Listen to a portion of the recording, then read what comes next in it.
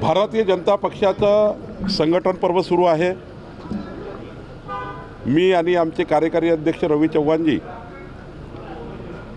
18 तारखेपर्यंत राज्याच्या सर्व विभागामध्ये भारतीय जनता पक्षाचे 1.5 कोटी सदस्य संख्या असलेला पक्ष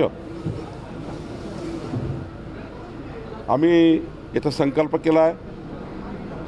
भारतीय जनता पार्टीचे 1,10,00,000 सदस्य झालेले आहेत, प्राथमिक सदस्य झालेले आहेत। सोबतच राज्यामध्ये 5 लाख ॲक्टिव्ह मेंबर क्रियाशील आणि सक्रिय सदस्य व्हावे असा हा प्रवासाचा भाग आहे। आज नांदेडमध्ये आमचे सर्व आमदार खासदार खास करून अशोकराव चव्हाण साहेब यांच्या अध्यक्षतेखाली नांदेडची बैठक होणार आहे। नांदेडमध्ये 4-5 जिल्ह्याचं आम्ही या ठिकाणी नियोजन करणार आहोत। आमचे कार्यकारी अध्यक्ष रवींद्र चव्हाणजी हे संघटन पर्वाचे प्रमुख आहेत। मला असं वाटतं की जो आम्ही निश्चय केला आहे 1.5 कोटी सदस्य संख्या असलेली भाजपा, ज्या पद्धतीने आम्ही जनतेमध्ये जातो आहे, घर चलो अभियान करतो आहे, रस्त्यावर पांटेल्यावर चौकामध्ये सदस्यता अभियान करतो आहे, जनताही माननीय प्रधानमंत्री मोदी यांच्या मागे उभी आहे। जनताही आमचे राज्याचे नेतृत्व देवेंद्र यांच्या मागे उभी आहे। आणि जेव्हा आम्ही सदस्यता अभियानाकडे जातो आहे घरोघरी, तेव्हा खास करून जनताही या सदस्य अभियानामध्ये येण्याकरता उत्सुकतेने भाग घेता हे या ठिकाणी महत्त्वाचं आहे। आणि खऱ्या अर्थाने आमचं जे 20 तारखेपर्यंत आम्ही विचार केला आहे 1.5 कोटी सदस्य संख्या आम्ही पूर्ण करू। मला वाटतं आजच्या दौऱ्यामध्ये मराठवाड्यामध्ये सुद्धा एक चांगला सदस्यता अभियान सुरू होईल। नितेश राणे म्हणाले की विरोधी पक्षातील कार्यकर्त्यांना सरपंचांना निधी मिळणार नाही। कालच बोलले यावर।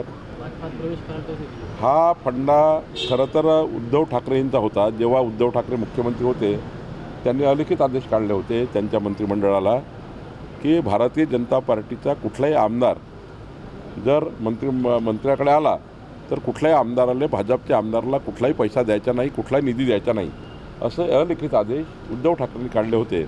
परंतु नितेश राणे साहेब यांनी काही त्या ठिकाणी उच्चार केला असेल, पण राज्याचे मुख्यमंत्री देवेंद्र फडणवीसजी हे ज्या पद्धतीने त्यांनी विधानमंडळाच्या राष्ट्रपती महोदयाच्या अभिनंदन प्रस्तावाच्या वेळी त्यांनी महाराष्ट्राच्या जनतेला आश्वस्त केलं होतं, विरोधी पक्षाला आश्वस्त केलं होतं की आमचं सरकार हे पारदर्शीपणे चालेल, गतिशील चालेल आणि सोबत आमचं सरकार महाराष्ट्राच्या कुठल्याही कानाकोपऱ्यातल्या कुठल्याही गावावर अन्याय करणार नाही। याचा अर्थ असा आहे की 288 आमदार जिथून निवडून आले त्या सर्व आमदाराच्या मतदारसंघामध्ये आमचं सरकार कोणत्याही पद्धतीनं कोणत्याही विकासाचा अन्याय करणार नाही। देवेंद्र फडणवीस सरकार, आमचं सरकार संपूर्ण महाराष्ट्राला, सर्व विभागाला सारखा न्याय देण्याचा प्रयत्न करणार आहे। मुंबईतील पेटंट कार्यालय दिल्लीला का हलवण्यात येत आहे? काय म्हणतात की भाजप आपल्या कथेतून मुंबईचा अपमान करते। काय केलं? पेटंट कार्यालय मुंबईला का हलवलं? खोटाट्यात ते खोटं बोलत राहतात दिवसभर, ते नरेटिव्ह सेट करत राहतात। काही कुठं जात नाही, कुठलं कार्यालय काही नाही, दिवसभर काही ना काही दिवसभर पोलीस सोडतात, त्याच्यावर आपण बोलत राहतो। काही नाही आहे, कुठलं कार्यालय जात नाही, कुठला विकास जात नाही आहे। देवेंद्र फडणवीस सरकार आहे, पारदर्शी गतिमान सरकार आहे आणि जे येईल तर महाराष्ट्रात येईल, महाराष्ट्रातून काही जाणार नाही। अजित पवार धनंजय मुंडेंना पाठीशी घालण्याचा आरोप होतोय। अजित दादा अत्यंत पारदर्शी काम करणारा कार्यकर्ते आहेत। त्यांच्या पक्षाचे निर्णय घ्यायचे अधिकार अजित पवार साहेबांना आहे। अजित पवार साहेबांना ज्या दिवशी वाटेल की त्यांच्या पक्षाच्या कुठल्या मंत्र्यांनी काही चूक केली त्या दिवशी ते कोणाची गय करणार नाही। तात्काळ तडफड निर्णय करणारा नेता अजित पवार आहे। त्यामुळं त्यांना ज्या दिवशी वाटेल की कोणाची चूक आहे त्यांच्या पक्षामध्ये ते निर्णय करतील। आम्हाला ज्या दिवशी वाटलं आमच्या पक्षातल्या लोकांची चूक आहे आम्ही निर्णय करू।